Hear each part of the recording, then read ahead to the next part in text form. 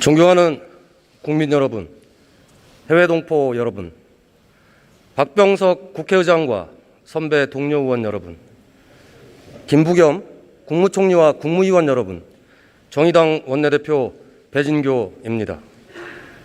쿠팡 물류센터 화재 진압 중 순직하신 김동식 소방관의 용기와 희생 정신을 기억하겠습니다. 삼가 고인의 명복을 빕니다.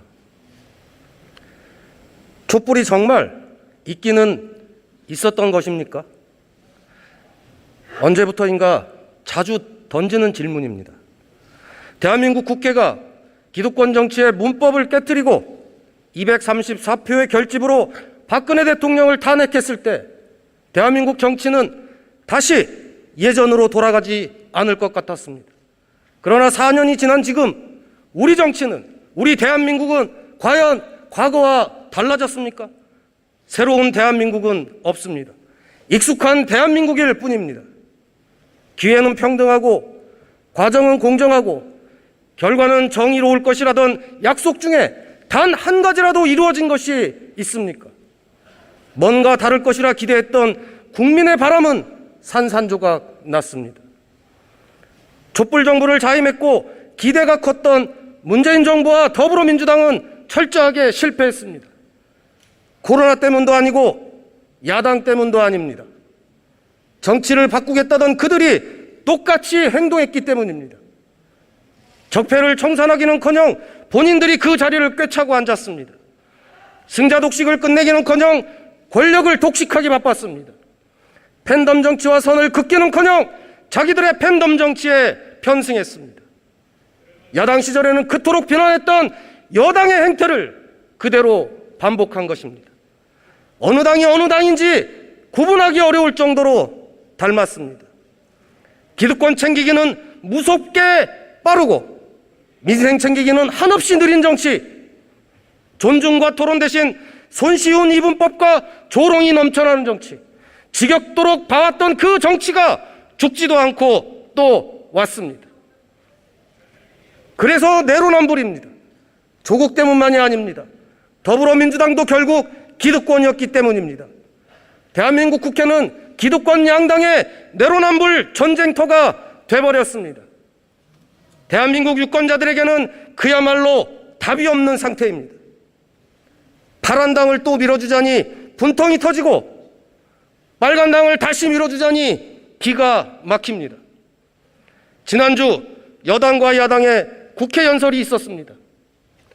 분위기만 보면 서로 공격하고 싸우는 것 같지만 내용을 들여다보면 둘이 별로 다를 게 없습니다. 재벌 대기업 도와주자, 탈핵은 이제 그만하자, 빚내서 집 살 수 있게 해주자, 다 똑같은 얘기입니다. 특히 양당은 부동산 기득권에 완전히 의기투합했습니다. 민주당의 2% 기준과 국민의힘의 12억 기준이 도대체 뭐가 다릅니까?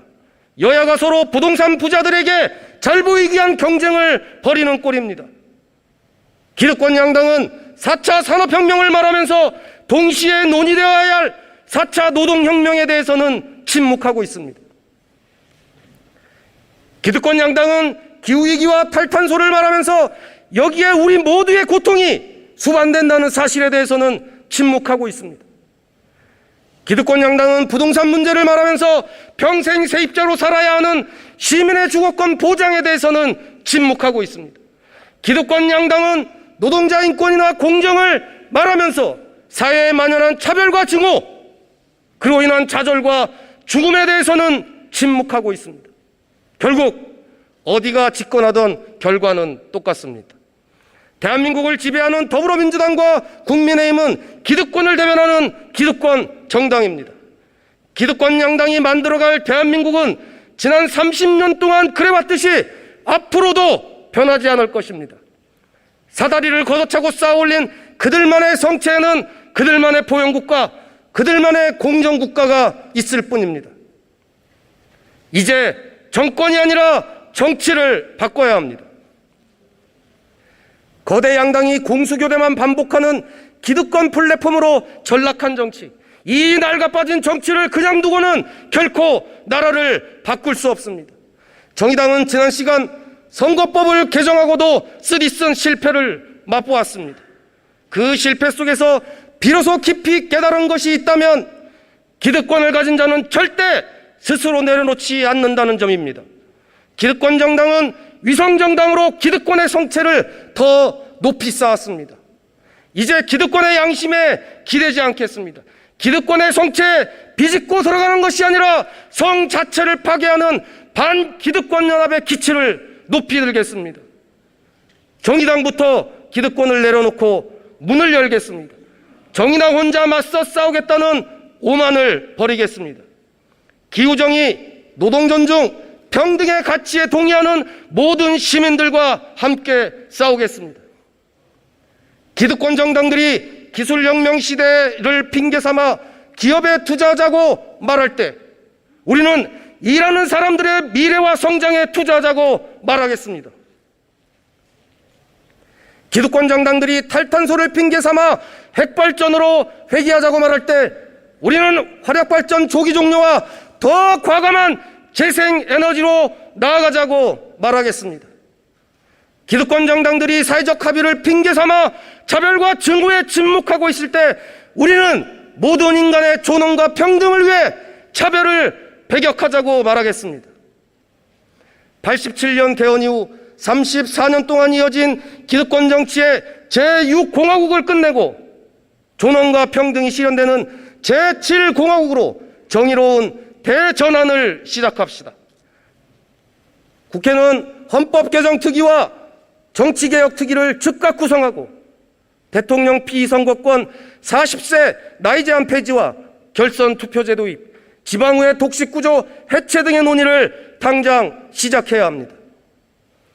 존경하는 국민 여러분, 문재인 정부와 더불어민주당의 실패는 국민들이 짊어져야 할 고통이 되었습니다. 국민들의 살림살이는 지금 이 시간에도 무너져 내리고 있는데 정부 여당은 돌아보지도 않고 있습니다. 성공적인 K 방역만 보고 K자형 양극화는 외면하고 있습니다. 한국 경제의 기둥이라며 반도체 산업의 미래만 자축하고 우리 경제를 떠받치는 주요한 기둥인 자영업자 소상공인들의 현재는 모른 척하고 있습니다. 손실보상에는 그렇게 인색하더니 종부세를 완화하고 부동산 부자 감세에는 한없이 넓은 포용을 보이고 있습니다. 시민들에게 지금 재난지원금보다 필요한 것은 위로가 아닌 격차가 없는 삶의 재건인 것입니다. 어느 청년의 일과를 소개하겠습니다. 오전 10시에 배달의 민족 비마트 배달, 11시에는 쿠팡이츠 배달, 12시에는 소카 핸들러에서 받은 차량을 운전하고 오후 2시에는 크몽에서 받은 번역 일을 합니다. 일자리를 구하는 앱만 달라질 뿐 여느 사람과 다름없는 일을 합니다. 이 사람은 노동자입니까? 자영업자입니까? 지금의 근로기준법 체계로는 이 사람이 누구인지 규정할 수 없습니다. 규정할 수 없으면 보호도 할 수 없습니다. 앱을 통해 일하는 플랫폼 노동자는 2020년에 벌써 174만 명에 달했습니다. 단시간을 반복해 일하는 시간제 일자리는 300만 명에 달합니다. 우리가 노동 밖의 노동이라고 불러왔던 일자리들이 새로운 일의 시장에서는 이미 메인스트림입니다. 안정적으로 일하며 삶을 지속하기가 불가능할지 모른다는 두려움, 사회보장제 어디에도 속하지 못해 탈락하면 죽는다는 공포, 이 두려움과 공포를 정치는 과연 보고는 있는 것입니까? 육아도 일입니다. 작년 5월 통계에 따르면 여성 경제활동 인구 42만 명이 감소했습니다. 그중 23만 명이 넘는 여성들이 육아 등의 가사 부담으로 인해 경제활동을 멈췄습니다. 우리나라 여성 고용률은 20대까지 증가하다가 30, 40대에 급격히 감소합니다. 유럽 국가들과 정반대의 곡선입니다. 국가가 육아라는 일을 제대로 보호하지 않기 때문에 벌어지는 일들입니다. 육아라고 쓰고 경력 포기, 실업, 소득의 상실로 읽는 것이 지금 한국 사회의 현실입니다. 2020년 합계 출산율은 0.83명으로 2015년보다 0.4명이 줄었습니다. 이런 현실 속에서 사회적 가치를 창출하는 일로서 육아를 보호하고 보상하지 않는 것은 국가의 직무 태만입니다. 사회가 육아의 가치를 인정하지 않고 보상도 해주지 않기 때문에 가구에서 주요 소득원 비율이 낮은 여성들의 독박 육아 현실도 개선되지 않고 있는 것입니다. 상인들은 이제 이 사회에서 가장 취약한 계급이 되었습니다.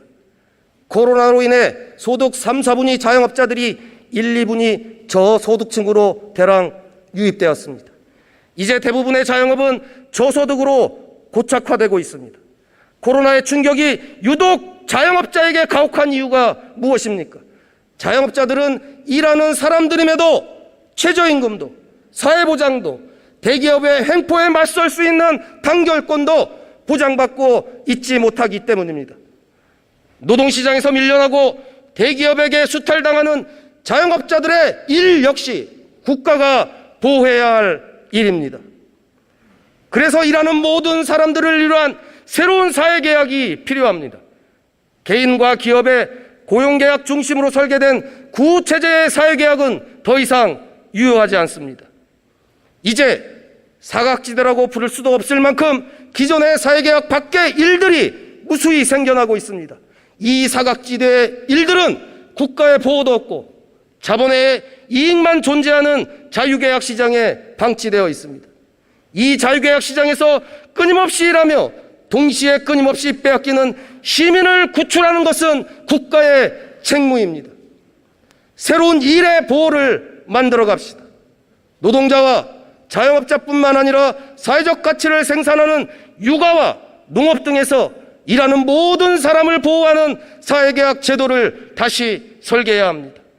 어떤 일을 하든 일을 한다는 사실만으로 최소한의 삶이 보장되어야 합니다.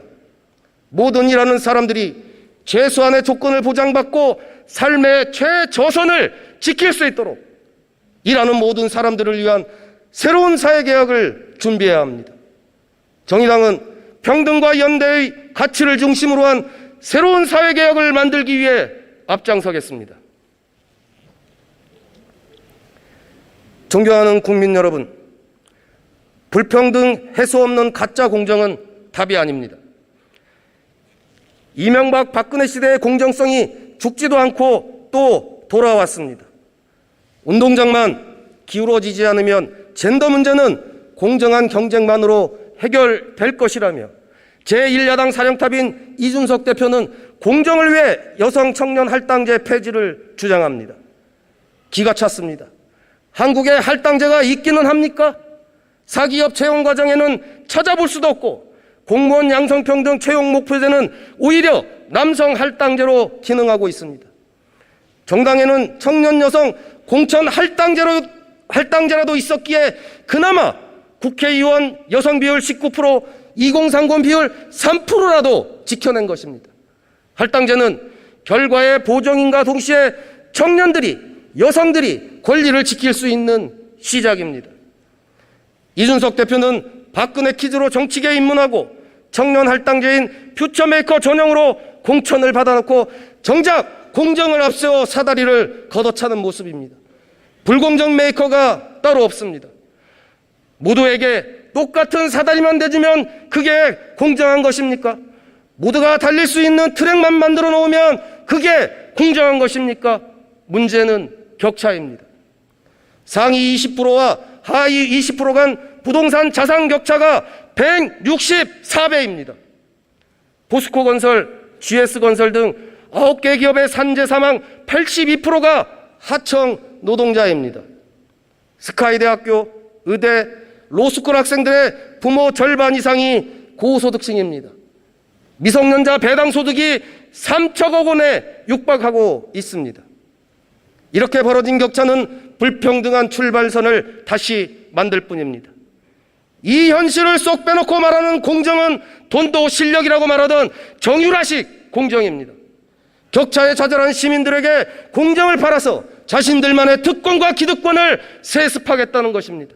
이명박 박근혜 시대의 공정, 그 공정을 다시 세습하겠다는 것입니다. 이명박 전 대통령은 청년 실업 문제에서 가장 중요한 것은 청년 본인들의 자활 노력이라고 말했습니다. 박근혜 전 대통령은 저성과자 해고제도를 앞세우며 비인간적인 경쟁을 강요했습니다. 죽어라, 노력만 하면 누구나 성공할 수 있다는 신화로 그 경쟁에서 결국 떠밀리게 될 우리 사회의 가장 약자들을 벼랑 끝으로 내몰겠다는 것 아닙니까? 모두를 위한 공정이 아니라 그들만을 위한 공정입니다. 새로운 공정이 아니라 이명박 박근혜 시대의 바로 그 공정인 것입니다. 역시나 한나라당, 새누리당, 꼰대, 수구 기득권 정당 습성이 어디 가지 않습니다. 과정만 공정하다고 격차가 해소될 수는 없습니다. 상위 10%의 자리만 보장된 경쟁을 놓고 공정을 따지는 정의는 정의가 아니라 불의입니다. 격차를 해소하지 않고서는 공정을 가장한 가장 불평등한 사회일 뿐입니다. 이 불평등한 사회 구조를 무엇 하나 바꾸지 않고 개인의 능력 탓으로만 돌리는 사회에서는 그 누구도 안전할 수 없습니다. 함께 사는 누구도 배제되지 않고 한 사람 모두 존중받는 사회, 사회에서 가장 불리한 위치에 있는 국민들을 가장 먼저 배려하는 사회를 만들어야 합니다. 정의당은 이제 실질적인 평등을 말할 것입니다. 약자들을 위해 출발선을 조정하고 그래서 그 결과가 평등한지 교정하겠습니다.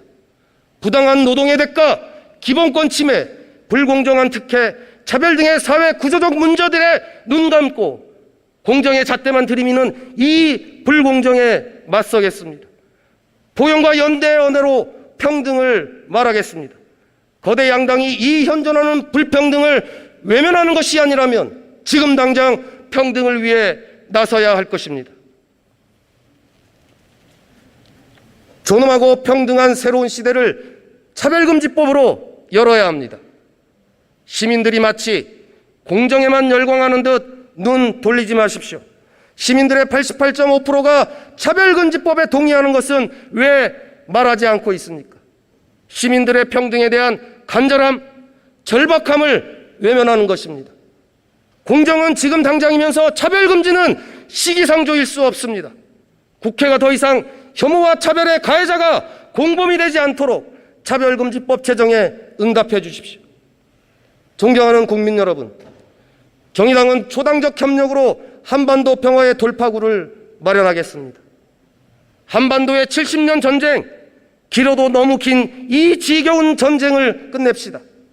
존경하는 박병석 국회의장님과 동료 의원 여러분, 전쟁을 끝내기 위해 우리가 함께 대한민국 국회를 움직입시다.